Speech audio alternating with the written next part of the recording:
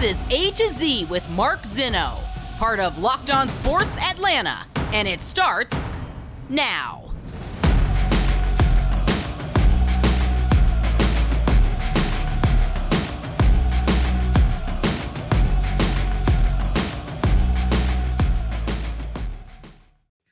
Good afternoon. Welcome to A to Z here on Locked On Sports, where today I tell you it's just the very beginning. Welcome in. We are live here on this Wednesday. We've got a lot to get to, including the possibility of 14 consecutive wins for the Atlanta Braves. Grant McAuley going to join us here in a little bit. Make sure you guys give us a follow on Twitter at Locked On ATL. Of course, I'm at Mark Zinno, MarkZinno, and of course, hashtag today, Sleeveless Radio. Pat McAfee, you got nothing. All right, we got a lot to get to. And let's start with Falcons training camp, or minicamp, I should say, because I was out there yesterday. And, you know, it's interesting as it was kind of a weird day. You know, they were supposed to get practice started. As soon as they get out there and stretch, all of a sudden these storm clouds roll in. It hadn't even started raining yet. They pull everybody off the field. They wait for the lightning to pass. It ends up pouring down rain. It was a very uncommon sort of day, and then they finally get practice done at the end of the after the rain delay at the end of the day and everything else. And a couple of just, I guess, sort of observations, at least from my standpoint. You know, again, I told you what I was looking for yesterday. And I did have a close eye on Desmond Ridder. And initial reaction was just simply that he still needs to develop more, right? I mean, Marcus Mariota isn't exactly an accomplished passer in the NFL. And I don't say that as a pejorative. I just say it as a statement of fact, based off of what we've seen and the data that we have on his career. He's not the most accomplished passer. And there is a clear difference between him and Desmond Ridder when they throw the ball. I think you could see it. It's obvious. Even though it's 7-on-7 and there's no pads. And oh, by the way, I was wrong. They don't put on pads during minicamp. So I apologize for saying that yesterday. So anybody who's listening, my mea culpa. But they won't put on pads during minicamp, not even for one day. I forget when that changed. I just, minicamp is like one of those things where, again, and I haven't been out there in 2 years, so full disclosure, I haven't really taken note of when they're throwing pads on. But regardless, anyway, even though there was 7-on-7, you can see how much there is a difference between Mariota and Ridder.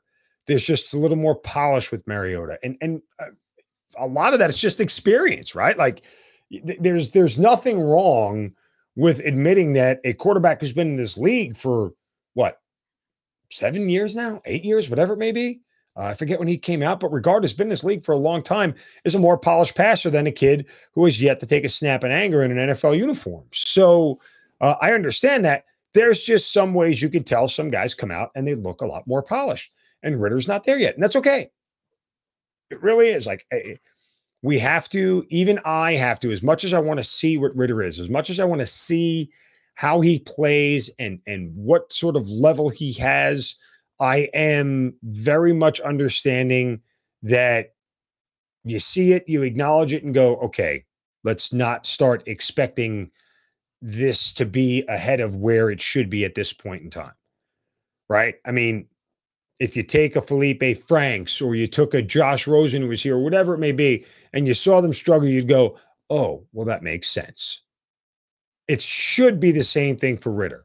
We're going to have a lot of expectations for him. And I'm not saying this young man can't handle it. What I am saying here is that the coaching staff knows better, and the coaching staff understands, regardless of expectations from fan bases, media, and everybody else, that their first priority is to, one, do as much as you can to win as many games as you can, and then two, continue to develop all the talent on the roster across the board, right? Like, that is inherent in their job.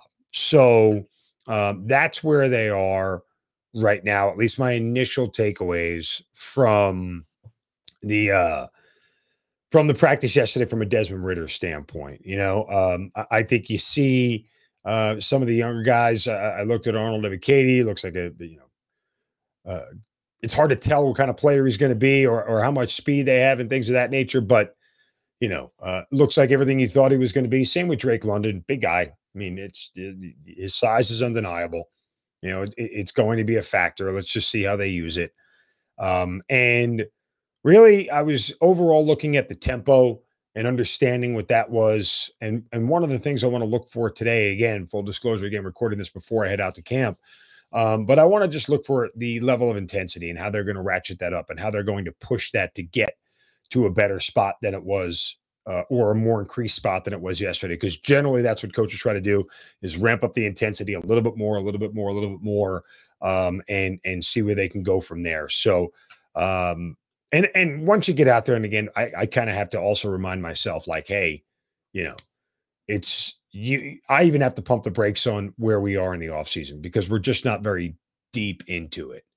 There's going to be a lot of things that'll change, and you still have a lot more bodies to figure out what they can and can't do by the time the middle of training camp rolls around, right? So let's, again, one step, one day at a time, figure out where this is going to go. But I'll continue to keep my eye on Ridder and how he looks, and continue to look at a variety of different players, and just try to pick up on as much as I can out there. So it's going to be very, very interesting. Braves win again last night. They now have 13 in a row. They will go for the sweep of the Nationals, and 14 in a row tonight in DC. It's been impressive, to say the least. And I will say this again to everybody who's saying that it's against the Pirates and the A's and the Nationals. These are all bad teams. Folks, the Braves did not choose this schedule and for all these bad teams to be put together back to back to back. They did not choose it. They did not ask for it. This is where it was. It was there before they started their first pitch of the season. It was there when they were 5 games below 500. It was there when they got close to 500 and lost again. It was there when they hadn't had a winning streak longer than 2 games. So they didn't choose this. So stop saying it's against bad teams. So what? Oh, by the way, in case you didn't notice, earlier in the year, they were losing to bad teams like the Reds, like the Marlins, like the Nationals. And now they're beating bad teams. So I don't know what the hell anybody is complaining about. Like, it really is head scratching that there's a single Braves fan out there who's complaining about winning 13 in a row. Like, if you don't understand how hard it is to win 13 consecutive games in Major League Baseball, it doesn't happen every single year. There's not a team that pulls off this winning streak every single year. It is very, very difficult. Okay. And you should just respect the streak, as they say in baseball circles. Speaking of respect, our next guest will deserve nothing but the very best of it. He's the best baseball man in this city, and part of our Braves Postcast right here on Locked On Sports Atlanta. Great McCauley going to join us next right here on A to Z on Locked On Sports Atlanta, free on YouTube and wherever you get your podcast. Search Locked On. Welcome back into A to Z here on Locked On Sports Atlanta, free on YouTube and wherever you get your podcasts. Search Locked On Sports Atlanta. Again, give us a follow on Twitter at Locked On ATL. I'm at Mark Zinno. Follow our next guest and everything that he does, both online, on the radio, on podcasts, everywhere. He's at Grant McAuley, host of From the Diamond podcast. You can hear him on 92.9 The Game. And of course, you can hear him on our Braves Postcast. Grant McAuley joins us here on A to Z. G-Mac, great to see you as always, brother. Great to have you in here, and great to be pondering what it's like to win 14 in a row, buddy.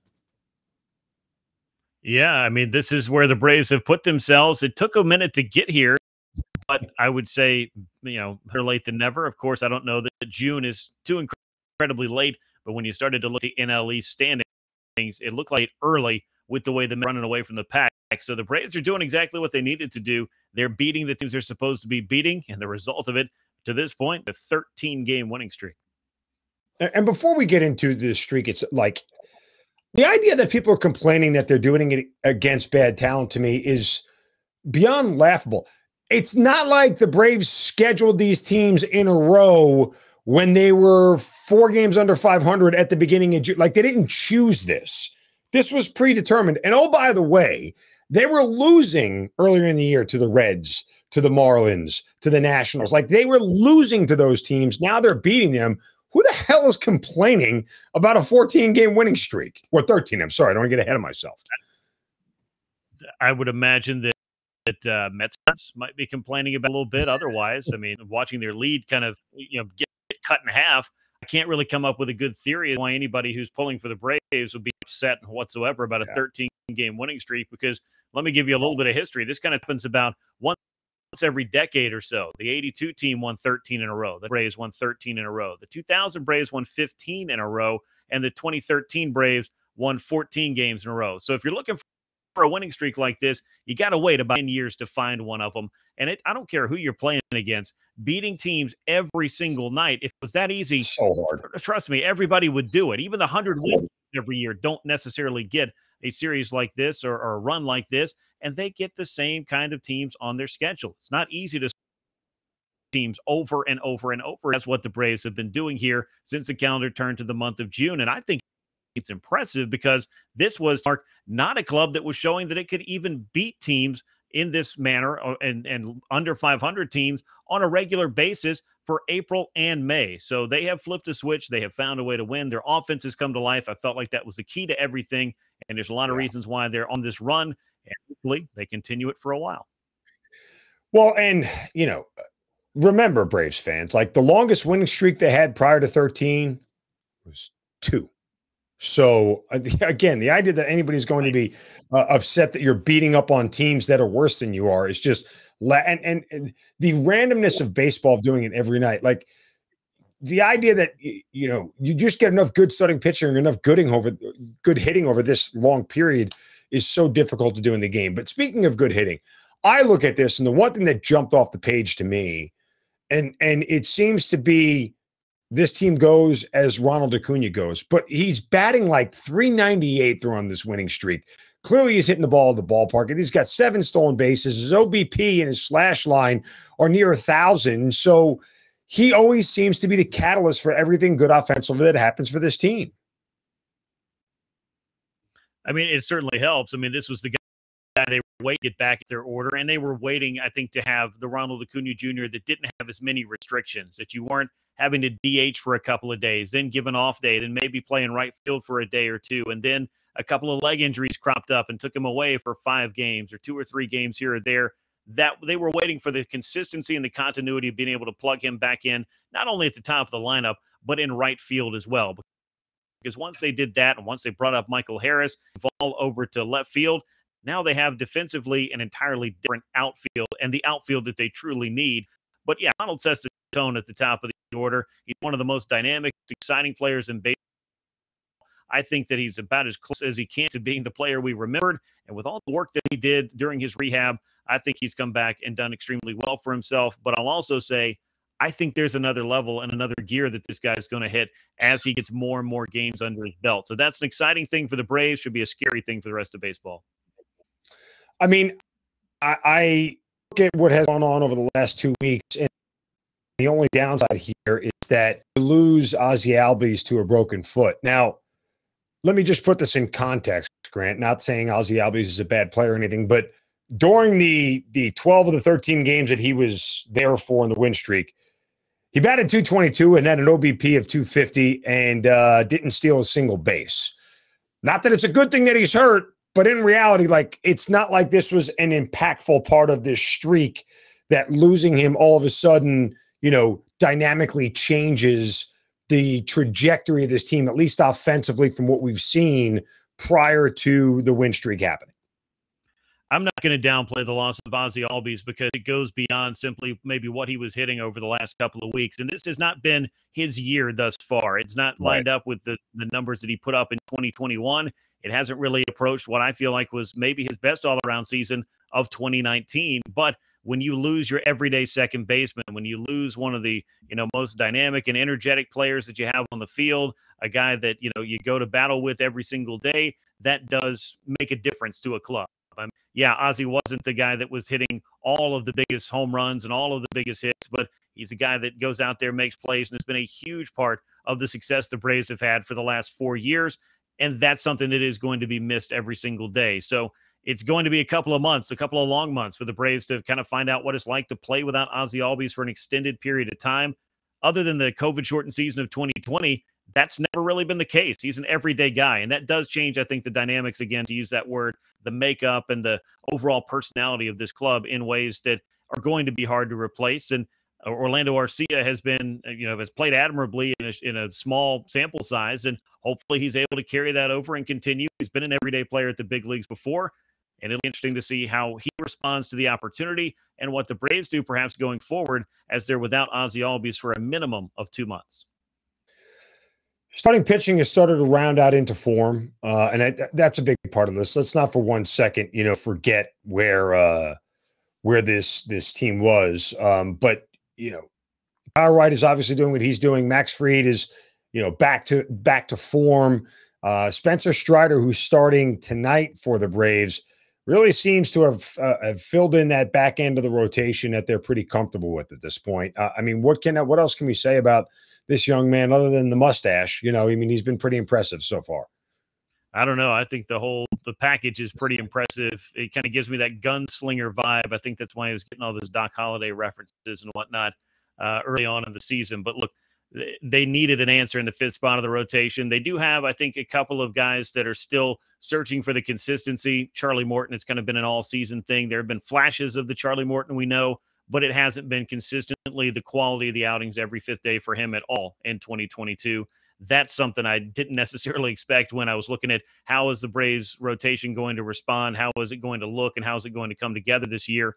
Ian Anderson's been way more good than bad, but there's been a lot of inconsistency in his game from start to start and even within starts. And I think we saw an example of that in Washington in the series opener. But overall, yeah, you got to like what the starting rotation's doing, success they have, and the fact that they do have what they believe is an answer to the fifth spot after trying 5 or 6 different pitchers. That is a big thing. And hopefully they're going to be getting Mike Soroka back at some point second half. That could be a boost to this club as well. Just if Mike is anything close to what he has shown over the course of his young career, but keeping in mind, it's been a couple of years since he's been on a big league mound. So the rotation success makes the bullpen more successful, makes the club more successful. And with the offense that they've got rolling right now, this is a club that knows how to win games. Not that he is solely responsible for 13 consecutive games being won, but for a guy who's got a World Series ring around his finger, there's still a lot of folks in this town who question the aptitude of Brian Snitker as a manager. Now, I'll be the first one to tell you, I do still have questions about the way he handles the bullpen sometimes, although the roster seems to have alleviated that just because it's so cookie cutter now. Smith, Jansen, it seems almost, foolproof. But that said, he has this closed door meeting with the team on the 1st of June. They go out, they win 13 straight. The only question is, why didn't he have this closed door meeting at the 1st of May? And we might not have been in this spot to begin with.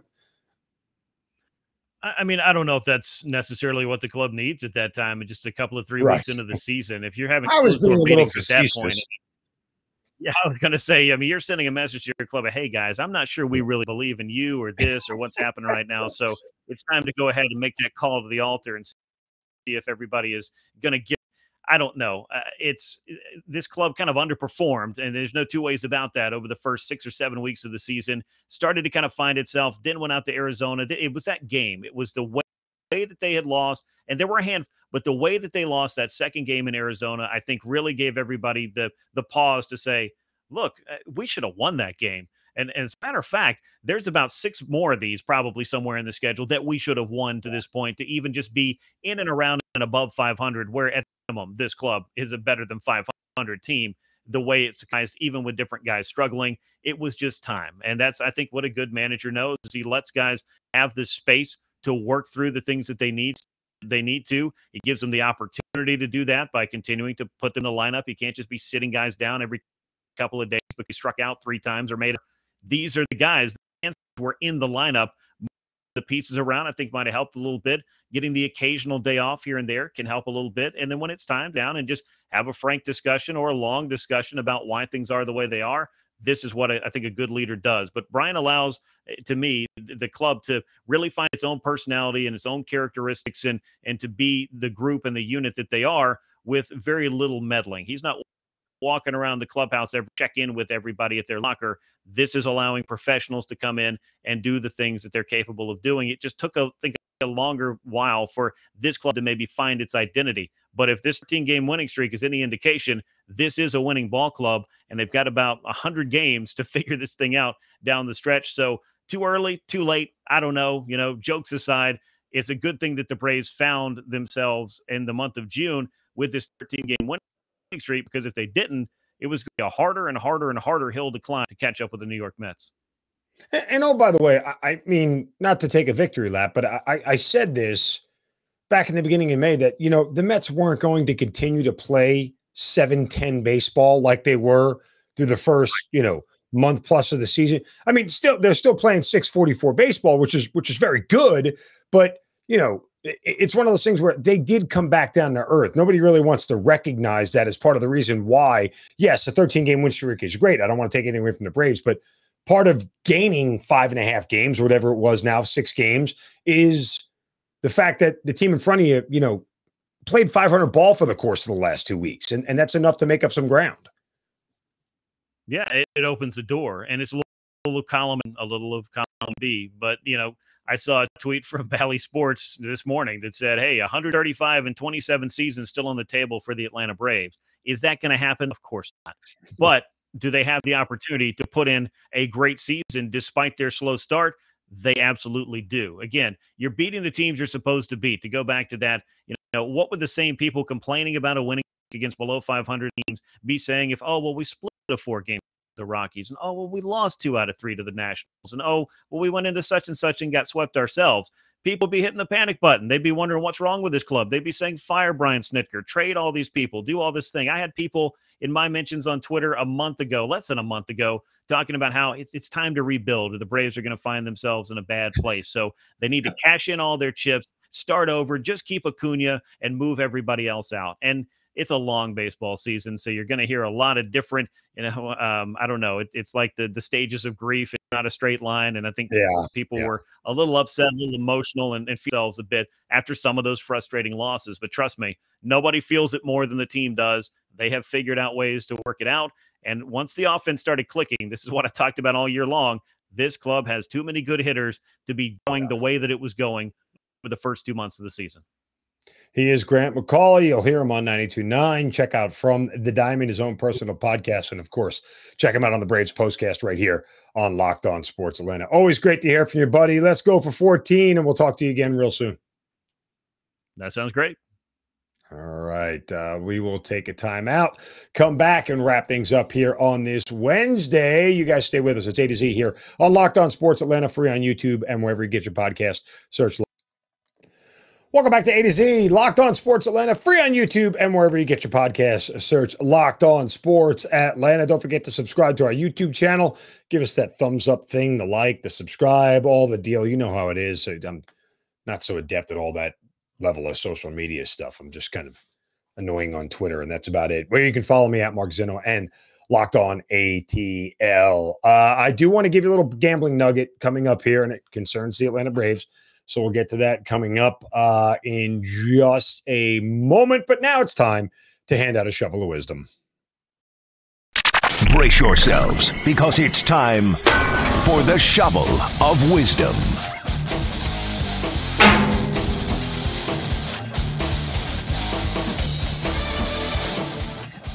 And you know how we do it every day. Hand out a shovel of wisdom. You can do so on my Twitter account at Mark Zinno. Just use the hashtag shovel of wisdom. And today we got a tandem shovel.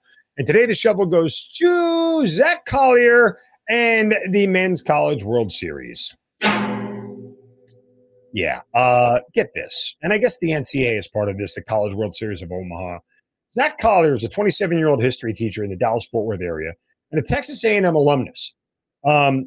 He was supposed to perform the national anthem at the College World Series, and it was canceled because he made a horns down gesture. If you're watching this on YouTube, you see it. But if you're just listening to a podcast, you know, the hook 'em horns thing, you just point him to the ground. He made a hands down gesture before the Women's College World Series final between Texas and Oklahoma State. Yeah. Let me get this straight here. Okay. We didn't let somebody perform the national anthem because of a hand gesture. And the NCAA called the gesture offensive. Ooh, thumbs down. Offensive? Really? Like that's the exact same equivalent. Now, Collier says that he's performed the national anthem at several sporting events in the last 10 years, including several Texas A&M sporting events, Houston Astros, Texas Rangers. You know, look, And he said he understood why someone might take offense to the gesture during an anthem performance. And I guess he did it during an anthem performance when he was singing in the Women's College World Series. Like, I don't think you should do anything like that during the national anthem. So you get the shovel for that. But the idea that the NCAA or the College World Series said that horns down is offensive? Oh, dear Lord, come on. It's been around forever. No one's claimed it's offensive. I mean, you want to say it's not proper to do it during the national anthem? 100% agree. Calling horns down offensive? Oh, my God. Grow up, people. Like, is everything offensive in 2022? Is that what it is? We're just generally offended at life? Because that's what it feels like. Offended. You got to man up a little bit here. I'm sorry, I can't say man up. That's probably offensive to somebody, too, while we're at it. All right. I want to give you a little gambling nugget here. And I've been looking out for this.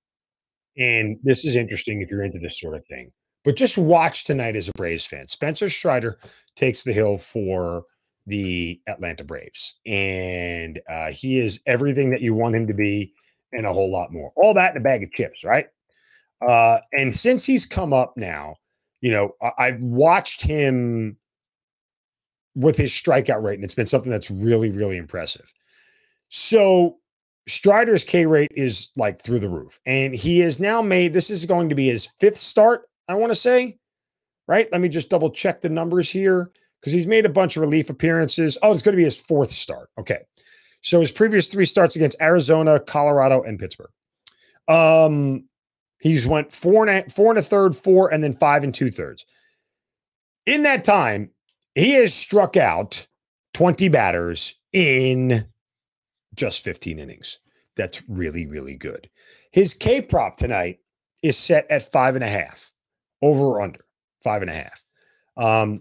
In the betting industry, we talk about it being juiced, meaning you're going to pay more, more vigorous, more vig, more juice to the over than you will to the under because he's that guy. However, the Washington Nationals are second in the American League, or second in baseball, I should say. They're not even in the American League. Second in baseball in strikeouts per 9 innings, fewer strikeouts per 9 innings behind only, I think it's the Indians.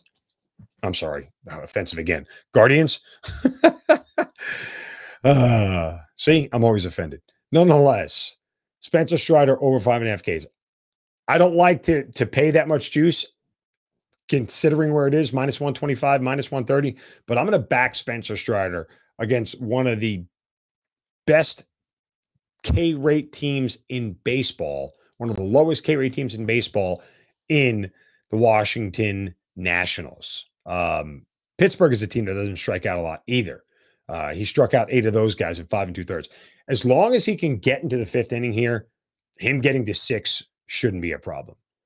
He's went 7, 5, and 8 in his 3 starts already, as far as how many strikeouts he's got. So let's just watch this tonight and see where it goes, because I think that it's going to be a lot of fun watching this young man pitch, and you're going to see a ton of strikeouts going forward. All right, that'll do it for us tonight. Let's go get 14 Braves. I'm enjoying this. I'm having a lot of fun. I hope you guys are too, and we'll keep our fingers crossed to get 14 in a row and then see what happens next. It's going to be a very, very interesting set of circumstances if they keep this thing going. We'll be back tomorrow. Normal show, no Falcons mini camp to get to, but we'll obviously have reactions. You guys stay with us. Follow on Twitter at LockedOnATL, at Mark Zinno. You guys have a great day. Don't take any crap from anybody. See ya.